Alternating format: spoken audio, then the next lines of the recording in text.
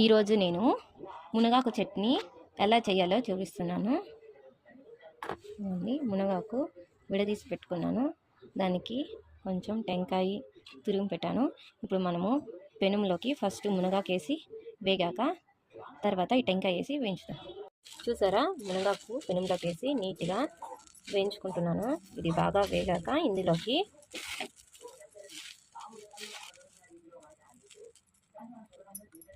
టెంకాయ వేసి మనము వేయించుకోవాలి.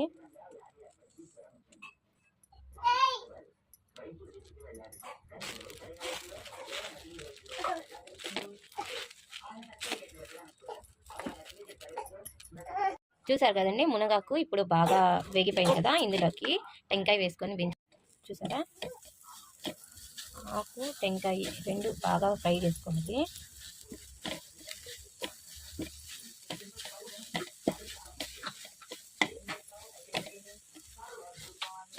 ఇది బాగా ఫ్రై అయ్యాక మనం తీసి పక్కన పెట్టుకున్నాము.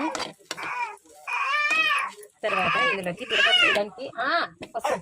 తిరువాత వేయడానికి నెక్స్ట్ ఏమేమి వేయాలో చూపిస్తాను. ఇది టెంకాయ ఆకు బాగా వేసి పక్కన తీసుకు. ఇప్పుడు పప్పులు ఏవేవి తిరువాతకు అనేది: జీలకర్ర, మిరియాలు, శనగింజలు, తెల్లగడ్డ, ధనియాలు, తినేపప్పు, ఎండుమిరపకాయలు, మరి తిరువాత పప్పు, ఇవన్నీ వేసి మనము వేయించుకోవాలి. ఇప్పుడు ఒకసారి ఇవన్నీ వేగాక ఇంతకుముందు మనము మునగాకు మరియు టెంకాయ వేసి వేయించాము కదా, ఇవి రెండు వేయించి వాటర్ వేసి చట్నీగా వేయించి పెట్టుకున్న మునగాకు టెంకాయ కూడా మనం పొడిగొట్టిన పౌడర్లోకి వేసి మిక్సీకి వేసుకోవాలి. ఇందులోకి తగినంత ఉప్పు, నీళ్ళు వేసి గ్రైండ్ చేసుకోవాలి. ఇప్పుడు మనము ఆకుని చట్నీ లాగా రుబ్బేసుకున్నాం కదా, నేను ఫుల్ స్మాష్గా రుబ్బలేదండి, ఫుల్ స్మూత్గా రుబ్బలేదు, కొంచెం ఆకుగానే రుబ్బుకున్నాను, అన్నానికి బాగుంటుందని.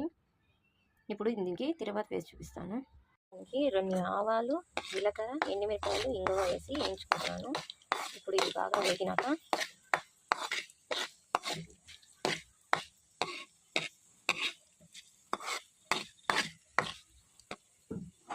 ఇది బాగా వేగాయి కదా, తర్వాత ఇప్పుడు దీన్ని తీసి చట్నీ మీద వేసుకున్నాను.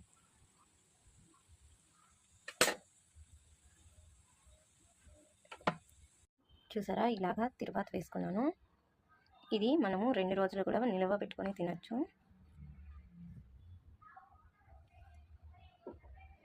మునగాకు చట్నీ చూసారా, వేడి అన్నానికి నెయ్యి వేసుకొని అన్నం పెట్టుకొని తింటే చాలా రుచిగా ఉంటుంది.